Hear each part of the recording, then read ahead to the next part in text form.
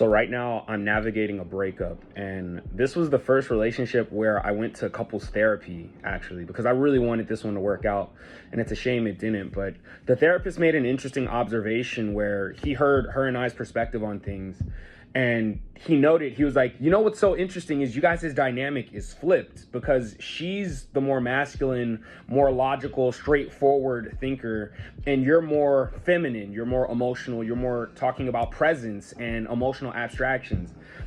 And I thought that that was curious, because my experience of relationships is generally the one that women have, even though I'm the man. And it's kind of funny too, because like I'm a muscular dude, right? I work out, I have very masculine traits physically, but yeah, the texture of my mind, it does lean more towards emotional understandings, right? But not solely emotional is the big thing, right? I still move towards solutions, but I also understand the importance of seeing people, understanding people, holding people, and having them be safe emotionally in a way that a lot of men haven't really grasped yet.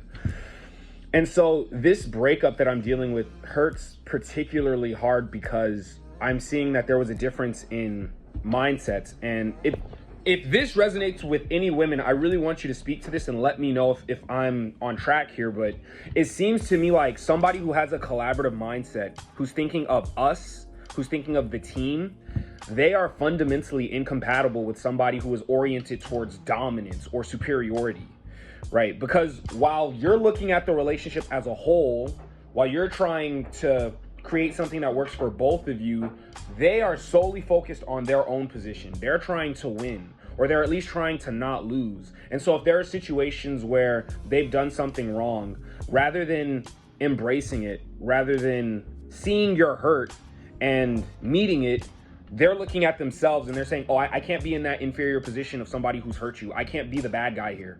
So I'm going to twist the story. I'm going to twist the narrative so that I look good and so that, you know, I'm safe. But you've got to carry that hurt on your own. You got to deal with that on your own, because if I step into this, it compromises my superiority. It compromises how good I look. And so I can't meet you there. Now, what's funny about that is this is that emotional labor that men don't see often. And it's so ironic that I'm speaking to this, but it's just because generally, like, I'm the one doing the emotional labor, is they don't see how their safety and their sense of comfort has come at the expense of yourself. Because not only are you carrying the load of their okayness, their wellness, and making sure they're good, but you also are looking out for your own, and you're looking out for your own by yourself while carrying theirs simultaneously. And so this relationship taught me that loneliness within intimacy cuts so much deeper than loneliness when you're by yourself. I'm not saying I'm perfect. I definitely made my mistakes in this relationship, 100%, no doubt about it. And I'm taking those lessons with me, and I'm fully taking accountability to learn and do better.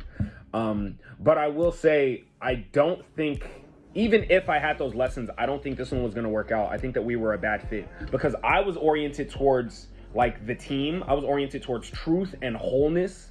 That was what I was really focused on. And she was really focused on making sure she was okay. And I'm understanding of that. I totally get that. She was focused on making sure she wasn't inferior. But those two mindsets are water and oil. They don't mix. They don't mix at all. It's so funny because alpha males, they think that the key to getting a woman who wants to work with you is to be dominant and to be, you know, the big strong man who's got it all under control. And it's like, you're not going to get a woman who wants to work with you. You're going to get a woman who's okay with being a subordinate, who's okay with being inferior. And you think you want that. I promise you don't, bro. I promise you don't. I've dated yes women before. It's so unbearable. They are so insufferable. And you might not be willing to admit it consciously, but unconsciously, you will make sure that relationship doesn't work out, even if you get what you want. That's a side note.